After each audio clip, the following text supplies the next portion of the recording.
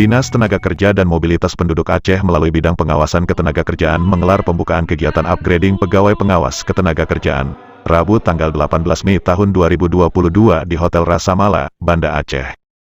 Kepala Dinas Tenaga Kerja dan Mobilitas Penduduk Aceh, Akmil Hussein, saat membuka acara tersebut menyampaikan, peran pegawai pengawas ketenagakerjaan harus dapat memberikan dampak hadirnya negara untuk mengawasi dan menegakkan aturan norma-norma ketenagakerjaan.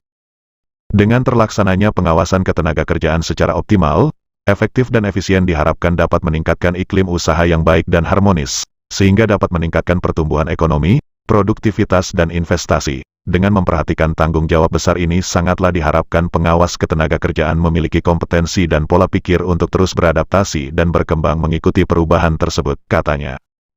Akmil Hussein mengharapkan kepada setiap pegawai pengawas ketenagakerjaan dapat mengupgrade dan mengupdate serta meningkatkan kapasitas diri agar mampu memberikan pelayanan, pembinaan guna menekan jumlah pelanggaran ketenagakerjaan serta terciptanya iklim kerja yang kondusif dan harmonis. Kegiatan upgrading pegawai pengawas ketenagakerjaan tahun 2022 yang dilaksanakan di Rasama Hotel berlangsung selama 2 hari dimulai dari tanggal 18 sampai dengan tanggal 19 Mei tahun 2022 yang diikuti oleh seluruh pengawas ketenagakerjaan. Menghadirkan Dr. Sudi Astono, selaku narasumber dari Direktorat Bina Pemeriksaan Norma Ketenagakerjaan, Ditjen Binwasnaker dan K3 Kemnaker RI.